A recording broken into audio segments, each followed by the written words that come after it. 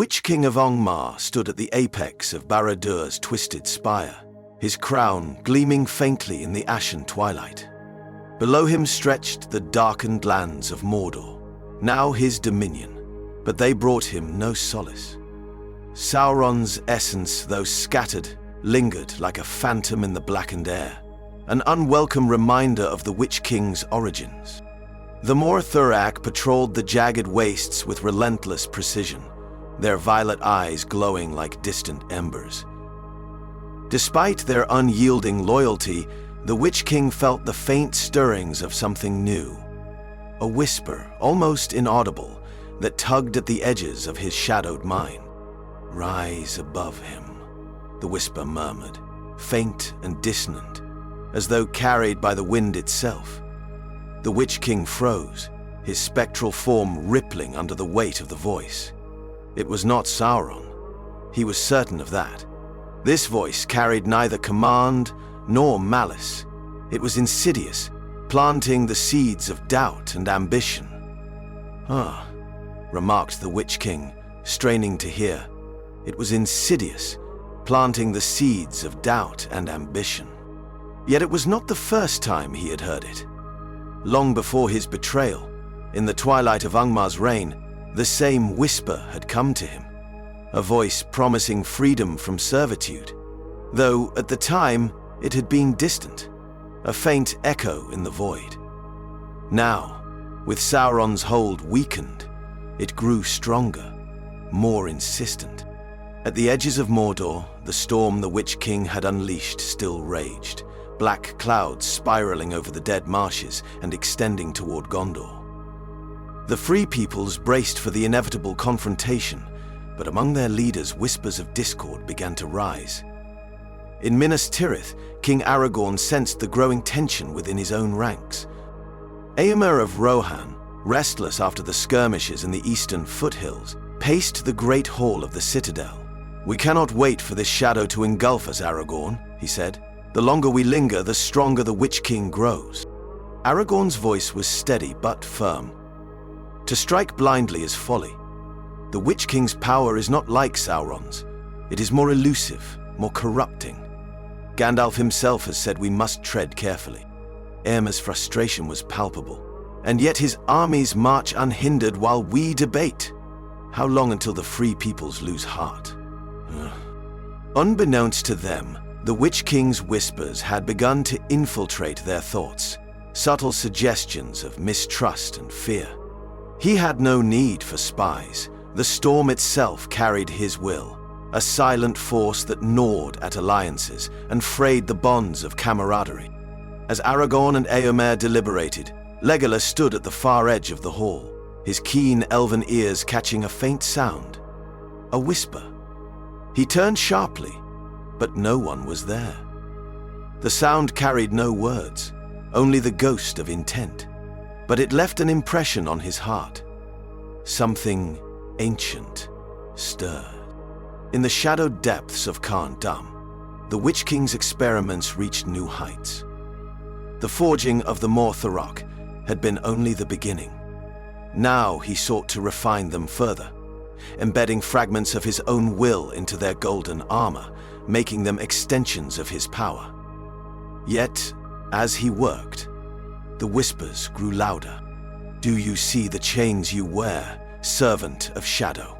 the voice hissed, an undertone of disdain curling around the words. "Who speaks?" the Witch King demanded, his voice a low growl. He rose from his forge, his spectral form flickering as he scanned the void.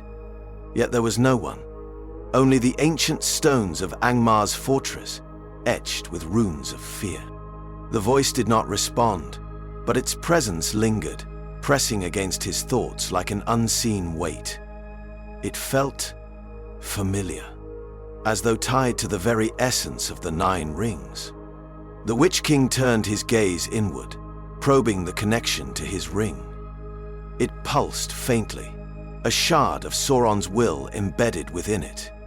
Yet beneath that was something else, something older, buried deep. Far from Angmar, Gandalf and his fellowship pressed onward, venturing into the ruins of Eregion. This once glorious land, home to the elven smiths of old, lay in desolation. Here, Celebrimbor and his people had forged the rings of power, unknowingly sowing the seeds of Middle-earth's greatest tragedies. Within a shattered hall, Frodo paused, his hand brushing against a faintly glowing inscription on the wall. "Gandalf," he called softly, his voice tinged with unease. The wizard approached, his sharp eyes narrowing as he studied the inscription.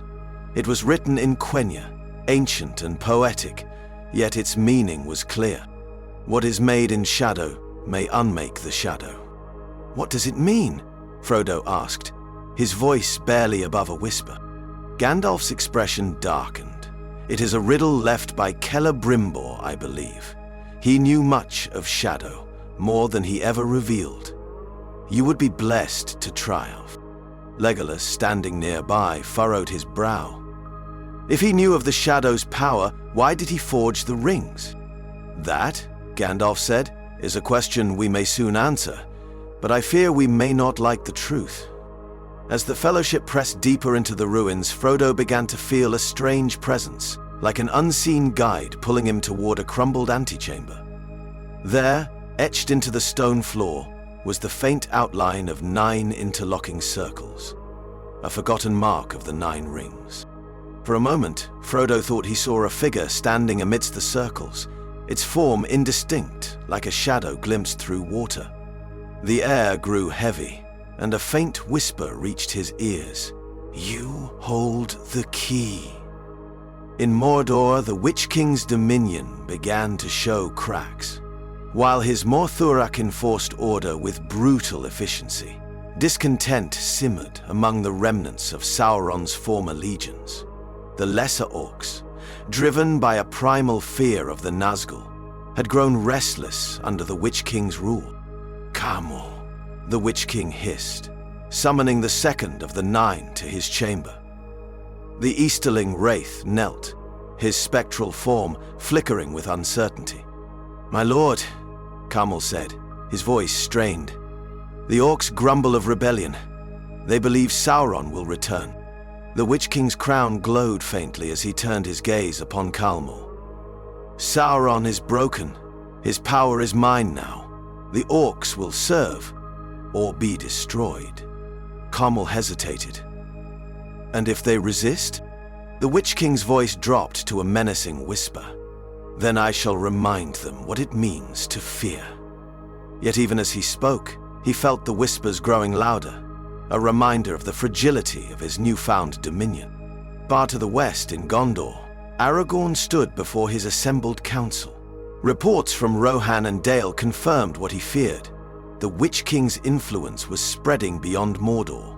The golden-armored Morthurak had been sighted on the borders of Ithilien, their presence striking terror into even the most seasoned warriors. "Hope wanes," Gandalf admitted as he addressed the council.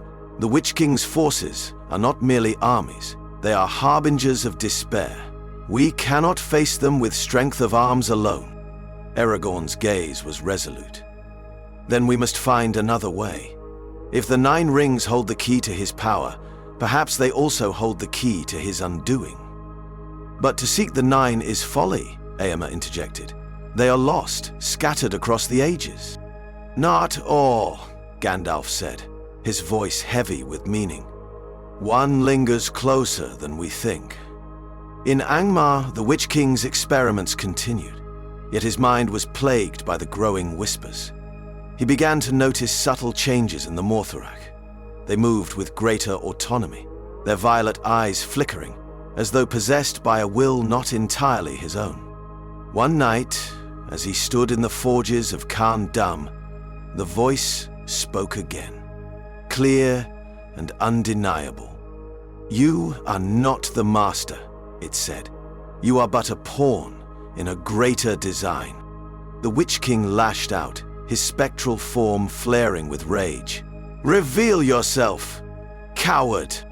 The air around him shimmered, and for a brief moment he saw a figure standing within the forge's flames. It was tall and indistinct, its form rippling like molten metal.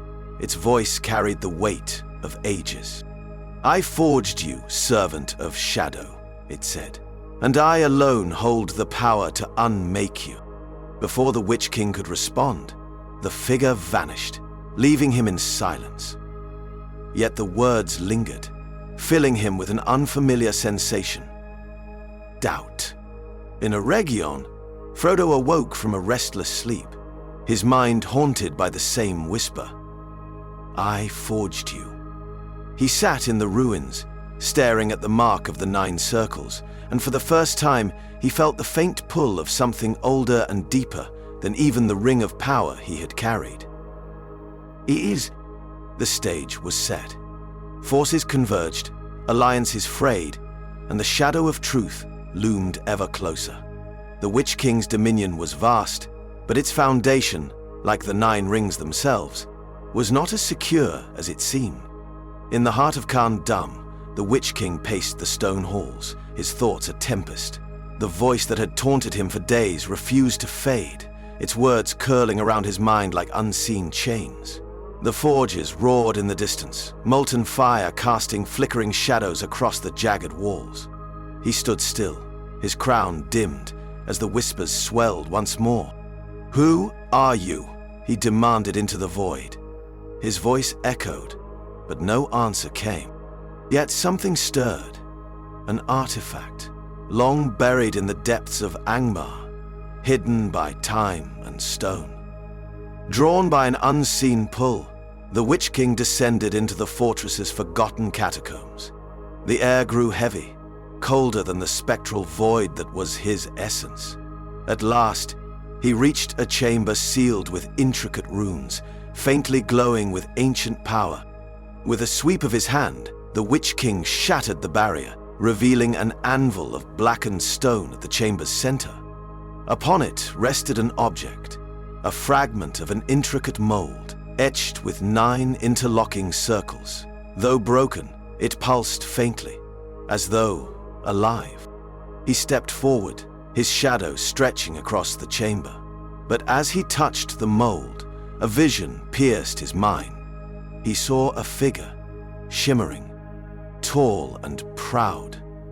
An elf with piercing eyes and an air of defiance. This figure stood in a forge unlike any he had seen, flames dancing around him as he shaped molten gold with impossibly precise hands. The vision fragmented, and the voice returned, clearer than ever. "I saw you before you saw yourself. I shaped you before you knew your chains, and I shall break you as I broke him." The Witch King staggered back, his spectral form trembling. He recognized the face, though he could not place it. The whisper lingered in the chamber as he retreated, and for the first time, the Witch King felt fear. Far from Angmar, in the ruins of Eregion, Frodo stood beneath a sky churning with storm clouds. Lightning illuminated the landscape, revealing the broken towers of the elven smiths. As he gazed into the distance, his hand brushed against the inscription Gandalf had deciphered earlier. "What is made in shadow may unmake the shadow." At that moment, the wind carried a faint melody to his ears, a sound like a hammer striking an anvil, distant but unrelenting. Frodo turned, searching for the source, but there was nothing but stone and ruin. "Do you hear that?" he asked softly. Sam looked up, puzzled. "Hear what, Mr. Frodo?" Frodo hesitated, his hand tightening on the hilt of his dagger. "Nothing," he said, though his heart whispered otherwise. Deep within the storm, the melody continued, unheard by most but persistent, as though the land itself remembered the hands that had once shaped its fate. The unseen figure's voice echoed faintly through the darkness of Middle-earth, a promise made long ago. "The shadow is not eternal.